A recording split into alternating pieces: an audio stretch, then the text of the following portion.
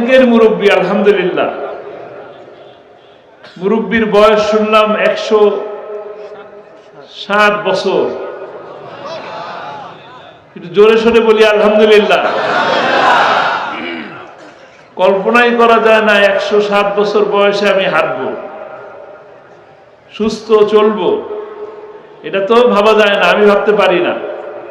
কিন্তু আল্লাহ তাআলা দয়া করে আমাদের এই মুরব্বীকে, সভাপতিকে এতদিন হায়াত দিছেন, সুস্থ অবস্থায় আছেন এবং আমাদের সামনে, আপনাদের সামনে বসে সভাপতিত্ব করতেছেন। বলি আলহামদুলিল্লাহ। সভাপতির জন্য দোয়া করি আল্লাহ তাআলা তার নেক হায়াত বাড়িয়ে দিন এবং কোরআনের এইরকম মাহফিল তার দ্বারা আরো অনেক বছর করার তৌফিক দান করুন। কার শুকরিয়া আদায় করলাম? লাভ কি? লাভ আছে? কি লাভ? নেকি। যত বেশি শুকরিয়া আদায় করবেন আল্লাহ তাআলা তত বেশি আপনার নিয়ামত বাড়ায় দিবেন।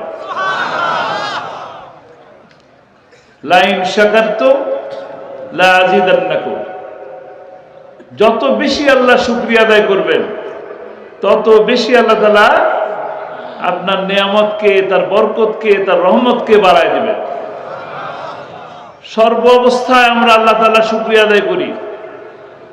যে সময় বিপদে থাকি তখনও বলি আলহামদুলিল্লাহ, যখন রোগে থাকি তখনও বলি আলহামদুলিল্লাহ, যখন শোকে থাকি তখনও আলহামদুলিল্লাহ, জেলে থাকলে আলহামদুলিল্লাহ, রিমান্ডে থাকলে আলহামদুলিল্লাহ, আয়নাঘরে থাকলে আলহামদুলিল্লাহ, ফাঁসির মঞ্চে যাব আলহামদুলিল্লাহ, ব্যবসায় বরকত হইল না আলহামদুলিল্লাহ, এবার হয় নাই, আগামী দিন অনেক বাড়ায় দিবেন, কারণ অনেক বড় বিপদ থেকে আল্লাহ হয়তো মুক্ত করে দিছেন, তাই না? আপনারা আল্লামা সাঈদী কোরআনের পাখিকে তো ছিলেন, ভালোবাসেন? খুব বেশি ভালোবাসেন? আলহামদুলিল্লাহ।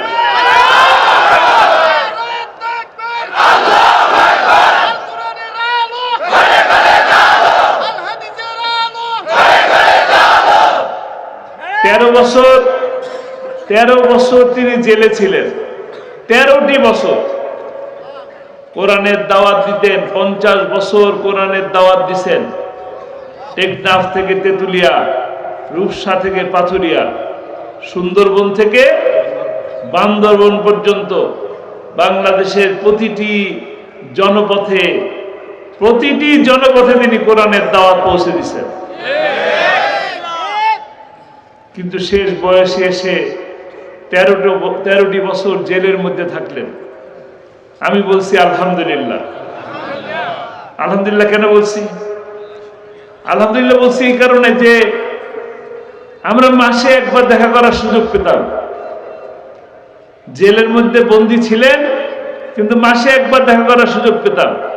আপনাদের এই আশুলিয়ার এই রাস্তা দিয়ে তারপরে কাশিমপুর যেতাম, সকালবেলা আসতাম, 7টার সময় রওনা হতাম, 9টা সাড়ে 9টার সময় এখানে এসে বসেতাম, 2 ঘন্টা খামোখা বসে থাকতাম। আবেদন করার পরে দেখা করার সুযোগ দিত না। কি কি করতো আল্লাহ ভালো জানে।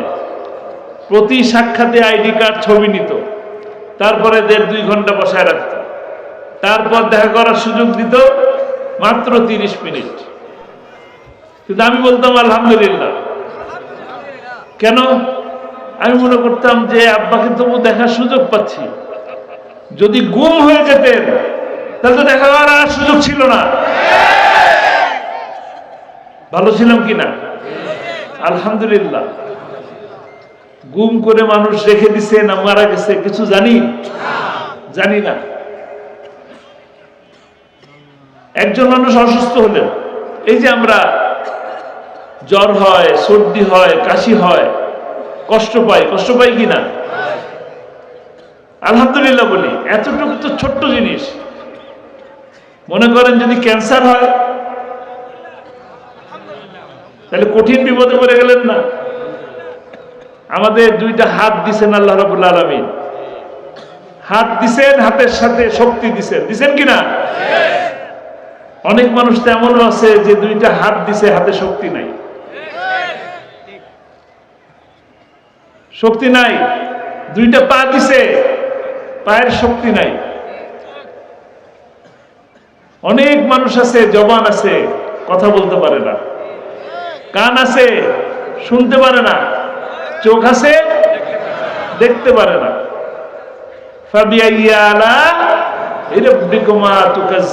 কোন কোন নিয়ামতকে তুমি অস্বীকার করবে?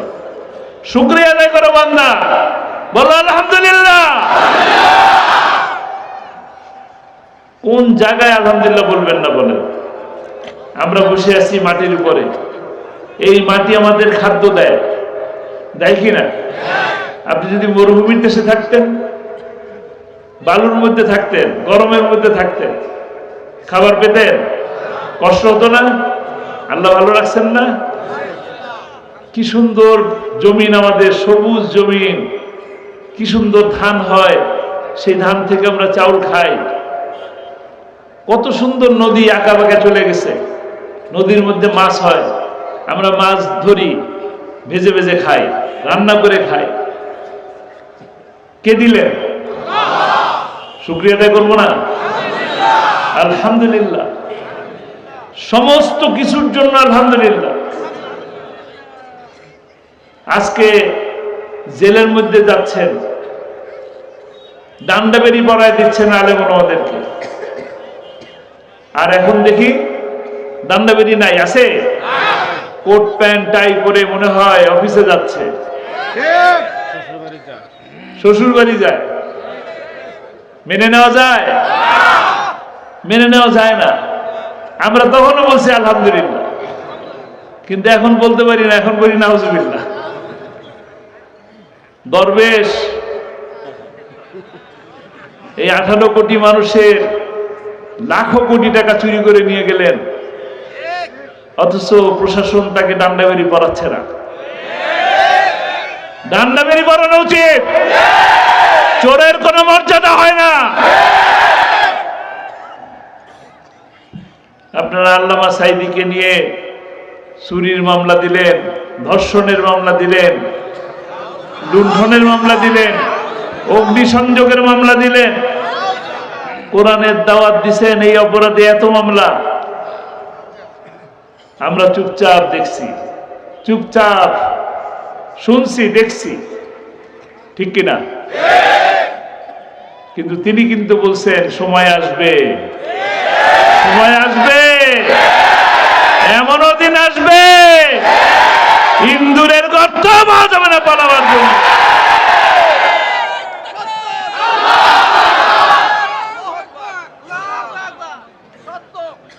সত্য, সত্য, 100% সত্য।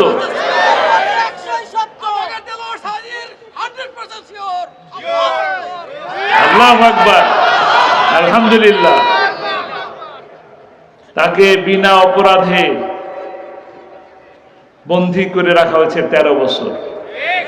50টি বছর কোরআনের দাওয়াত দিছেন, 50 বছর কোরআনের দাওয়াত দিছেন, ধর্মের কথা বলেছেন, মানবতার কথা বলেছেন, এক আল্লাহর দাওয়াত দিছেন। অপরাধ তো এইটাই। এই অপরাধের জন্য আল্লামা সাইদি মাহফিলে বলতেন, কোরআনের দাওয়াত দেওয়ার জন্য মাসকে মাস, বছরকে বছর যদি বন্দী থাকতে হয় তাতেও রাজি আছে। কোরআনের দাওয়াত দেওয়ার জন্য ফাঁসির মঞ্চে 1000 বার যেতে রাজি আছে। ভয় পেয়েছিলেন? ভয় পান নাই। কিন্তু সমস্ত সকল অবস্থাতেই তিনি বলছেন আলহামদুলিল্লাহ। এই যে শীতের রাত, আজকে তো আলহামদুলিল্লাহ শীত অনেক কম, শীত নাই বললেই চলে, নাকি আপনাদের কাছে আসি বলে শীত লাগতেছে? কিন্তু শীতের রাতগুলোতে অনেক কষ্ট হয়। জেলখানায় যারা গেছেন তারা জানেন, জেলের কোনো দরজা হয় না। দরজা হয় শিকের, লোহার শিক, এক এক শিক থেকে আর এক শিকের ব্যবধান থাকে 4 আঙ্গুল 5 আঙ্গুল, 4 ইঞ্চি 5 ইঞ্চি, এই 4-5 ইঞ্চি ফাঁকা জায়গা। ছোট্ট একটা রুম। আমরা তো ঘরের মধ্যে ঢুকি, খাটের উপরে শুই, তোষকের উপরে কম্বল দিয়ে, দরজা জানলা বন্ধ করে কম্বল গায়ে দিয়ে ঘুমায় থাকি। কিন্তু 13টা বছরে 13টা শীত, এক এক শীতে 3-4 মাস করে প্রতিটা মাসে তিনি এই খোলা দরজার মধ্যে থেকে শুয়ে থাকতেন একটা কম্বল নিয়ে। কষ্ট হতো, কষ্ট হতো, কষ্ট ঠিকই হতো, কিন্তু তিনি তারপরও কষ্টের কথা বলতেন না। কি বলতেন? যখন সাক্ষাৎ করে যেতাম বলতাম, আব্বা কেমন আছেন? আলহামদুলিল্লাহ, আল্লাহ অনেক ভালো রেখেছেন, অনেক ভালো রেখেছেন। কখনো বলেন নাই কোনো কষ্ট হয়েছে। প্রতিবার আমাদেরকে 30 মিনিট সময় দিত দেখা করার জন্য। কথা বলা শুরু করতাম, এর মধ্যেই কারারক্ষী এসে বলতো সময় শেষ। বুঝতেই পারতাম না 30 মিনিট কখন গেল। ফিরে আসার সময় চিন্তা করতাম, আগামীবার যখন যাব 30 মিনিট কি দেয় না এটা ঘড়ি দেখে দেখব। ঢুকবো যখন তখন ঘড়ি দেখব, যখন এসে বলবে সময় শেষ তখন দেখবো, ঘড়ি দেখব। কিন্তু যখন ঢুকতাম তার চেহারার দিকে তাকানোর পরে ঘড়ি দেখার কথা বল, ঘড়ি দেখার কথা ভুলে যেতাম।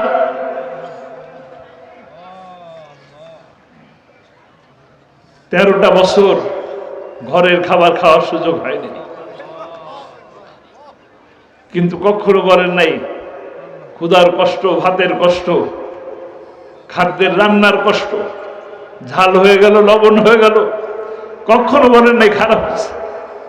আলহামদুলিল্লাহ, আল্লাহ অনেক ভালো খাওয়াইছে। আমরা সর্ব অবস্থায় আল্লাহ শুকরিয়া আদায় করি। আল্লাহ তাআলার অসীম ভান্ডার, তার ভান্ডার অফুরন্ত ভান্ডার, সেই ভান্ডার দিতে আল্লাহ কি কার্পণ্য করেন? কোনো কার্পণ্য করেন না। বান্দার জন্য সব ঢেলে দেন, শুধু আল্লাহকে ডাকতে হবে। উদুনি আস্তাজিব লাকুম, ডাকো, ডাকলে সাড়া দেবে। বারবার যদি আব্বাকে আব্বা আব্বা করে ডাকি, আম্মাকে আম্মা আম্মা করেও যদি 20 বার ডাকি, আম্মা বিরক্ত হয়ে যায়, বাবা বিরক্ত হয়ে যায়। কিন্তু যতবার আমরা আল্লাহকে আল্লাহ ডাকবো ততবার আল্লাহ খুশি হবেন, ততবার আল্লাহ বলবেন বলো কি চাও। ডাকবো কিনা? আল্লাহকে ডাকবো, সবসময় আল্লাহকে ডাকবো। যত বিপদ আসুক আর যত সুখী হোক, আল্লাহকে বলা যাবে না। শুধু বিপদ আসলে আল্লাহ আল্লাহ করি, এটা ঠিক। অসুখ হইলো, বিছানায় পড়ে থাকলাম, আল্লাহ তাড়াতাড়ি সুস্থ করো, তাড়াতাড়ি সুস্থ করো। যেই সুস্থ হয়ে গেলাম সেই আল্লাহরে ভুলে গেলাম, হবে? হবে না। আল্লাহকে সকল অবস্থায়, খুশির সময়, আনন্দের সময়, তখনও আল্লাহর কাছে আল্লাহ শুকরিয়া আদায় করতে পারবে। আলহামদুলিল্লাহ, আল্লাহ যে এতটুকু আনন্দ দিলেন, আল্লাহ যে এতটুকু সুখ দিলেন, এতটুকু শান্তি দিলেন,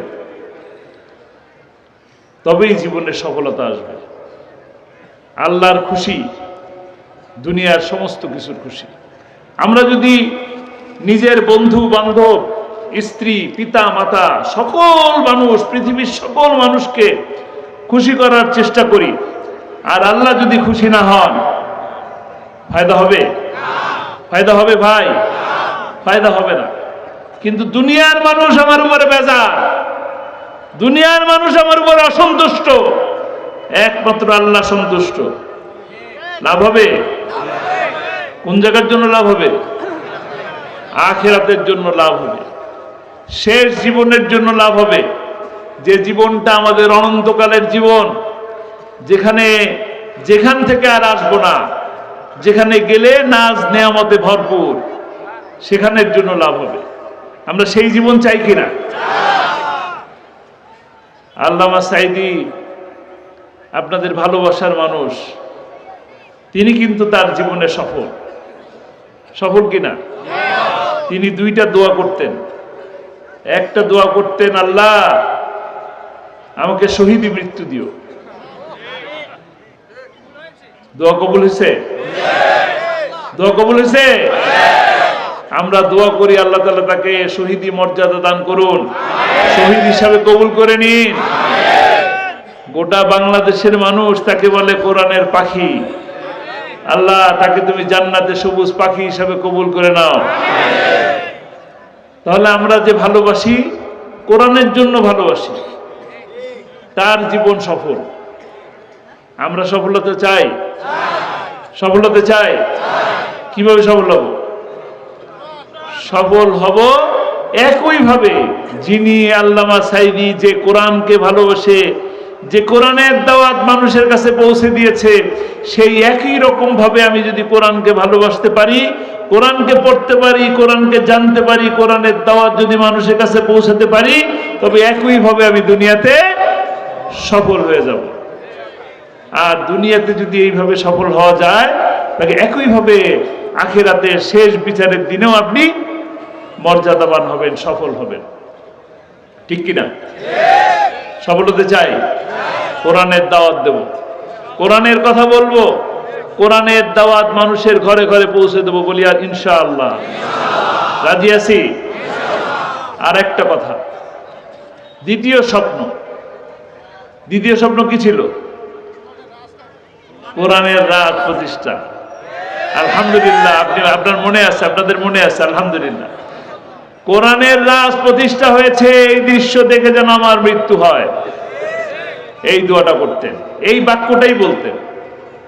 তিনি চলে গেছেন দুনিয়া থেকে অত্যন্ত সুন্দর ভাবে, মিষ্টি একটি মধুর হাসি দিয়ে, সকলকে সালাম দিয়ে তিনি দুনিয়া থেকে চলে গেছেন। খুব কম মানুষের ভাগ্যে এত সুন্দর বিদায় ঘটে, খুব কম মানুষের ভাগ্যে এত সুন্দরভাবে সালাম দিয়ে, আলহামদুলিল্লাহ জানিয়ে, ভালো আছি বলে, এত সুন্দর মিষ্টি মধুর একটা হাসি দিয়ে দুনিয়ায় খুব কম মানুষ আছে এইভাবে বিদায় নিছেন। আপনাদের কোরআনের পাখিকে আল্লাহ তাআলা এইভাবে পছন্দ করে কবুল করেছেন। তাহলে তার যে শেষ স্বপ্ন, এই শেষ স্বপ্ন পূরণ করবে কে? কারা কারা কারা? সকলে। আলহামদুলিল্লাহ, আল্লাহ এই হাতগুলোকে কবুল করে নিন।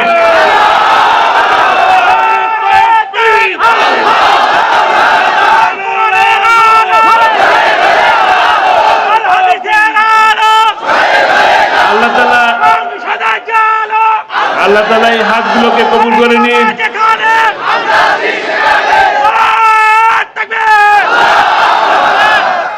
আলহামদুলিল্লাহ।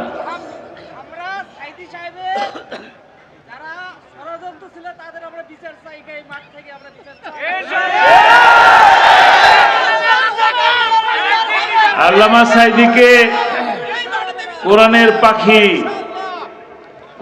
পাখি আল্লামা সাঈদী রাহিমাহুল্লাহ সকল মানুষ ভালোবাসে, সকল মানুষ।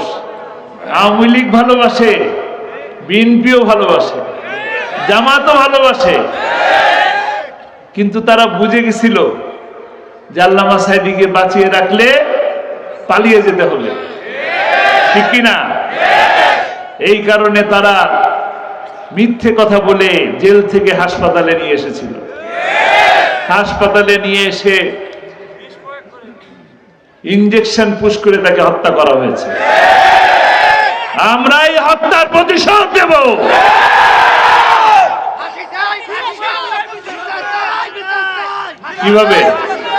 কিভাবে প্রতিশোধ দেব?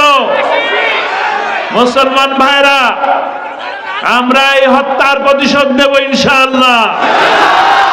কারা কারা প্রতিশোধ দিতে রাজি আছি? প্রতিশোধ দিতে হবে।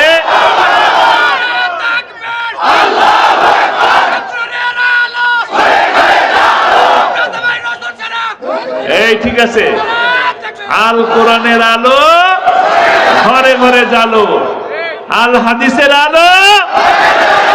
হ্যাঁ, এইটাই প্রতিশোধ হবে। প্রতিশোধ হবে কোরআনের আলো ঘরে ঘরে জ্বালো। তার শেষ স্বপ্ন ছিল কোরআনের রাজ প্রতিষ্ঠার মাধ্যমে। সেই কোরআনের রাজ আমরা প্রতিষ্ঠা করব। সবাই রাজি আছি? ইনশাআল্লাহ। কোরআনের রাজ প্রতিষ্ঠা হলেই আল্লামা সাঈদী হত্যার প্রতিশোধ নেওয়া হবে। আমরা আমরা সকল হত্যার বিচার করব ইনশাআল্লাহ। সকল হত্যার বিচার এই বাংলা মাটিতেই হবে। কোন নাস্তিকের স্থান হবে না। চট করে চলে আসার ভয় দেখাবেন না। চট করে চলে আসলে কট করে ধরবেন, ঝট করে ট্রাইব্যুনালে পাঠায় দিবেন। যে ট্রাইব্যুনালে দিনের পর দিন আল্লামা সাঈদীকে জেলের মধ্যে আনছেন আর নিয়ে গেছেন, তিনি কিন্তু কষ্ট পান নাই। কোরআন বুকে নিয়ে তিনি এসছেন হাসি মুখে। আর এখন শুনি দোতলার কথা বলে চারতলায় কেন উঠাও? হ্যাঁ, দোতলার কথা বলে চারতলায় কেন উঠাও? আলেম ওলামাদের সাথে তামাশা করার সময় মনে ছিল না? আলেমদেরকে শাপলা চত্বরে নিয়ে এসে রাতের আধারে প্রত্যেকটা লাইট বন্ধ করে দিয়ে পাখির মতন গুলি করে হত্যা করলা, তামাশা করলা, বললা রং ছিটায় রাখছো। তামাশা করো, তামাশা করো না, দুষ্টমি করো না। বাংলার মুসলমান নাস্তিকদের স্থান দেয় না। বাংলার মাটি শাহজালালের মাটি, বাংলার মাটি শাহ মখদুমের মাটি, বাংলার মাটি আল্লামা সাঈদীর মাটি। গোটা বাংলাদেশ ইনশাআল্লাহ এই যে আমরা 16ই জুলাই থেকে 5ই আগস্টের অনেক রক্ত এবং জীবনের বিনিময়ে যে স্বাধীনতা পেলাম, এই স্বাধীনতাকে ইনশাআল্লাহ কাজে লাগাবো। এখন হলো বীজ বপনের সময়। কি সময়? বীজ বপনের সময়। প্রতিটি ঘরে ঘরে কোরআনের দাওয়াত পৌঁছে দিতে হবে। কোরআনের দাওয়াত পৌঁছে দিতে পারলেই জীবনের সফলতা আসবে, আর আল্লামা সাঈদীর সেই স্বপ্ন বাস্তবায়ন করা হবে। রাজি আছি? সবাই রাজি আছি ইনশাআল্লাহ। আগামী দিন আল্লামা সাঈদী বলতেন, আগামী দিনের সূর্য ইসলামের সূর্য। আমরা এখন সত্যি দেখতে পাচ্ছি, তার সমস্ত কথাই সত্যি হচ্ছে কিনা? তিনি বলতেন এমন দিন আসবে, কি এমনও দিন আসবে ইন্দুরের গর্ত বানানো পালাবার জন্য।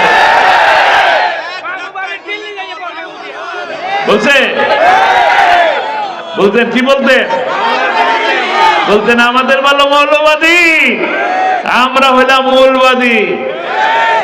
কি আমরা হইলাম মূলবাদী, তোমরা আগাবাদী। 12 কোটি মুসলমান বাড়াবাড়ি করলে গোড়া ধরে নাড়া দেবে। পৌঁছাবো কোথায়?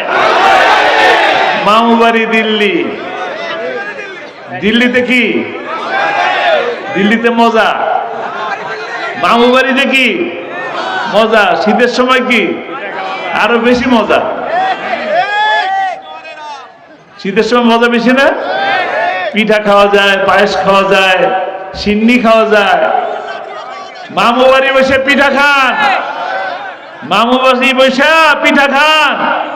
বাংলাদেশে আসলে আবার পিঠা খাবেন। আসবে? কিন্তু বলে যে খেলা হবে। খেলা হতে দিবেন নাকি? খেলা তো শুরুই হলো না, দিন পাল্টে গেছে। খেলা শুরু হওয়ার আগে পালায় গেছে। পালায় যায় কারা? চোরেরা পালায়। কারা পালায়? চোরেরা পালায়।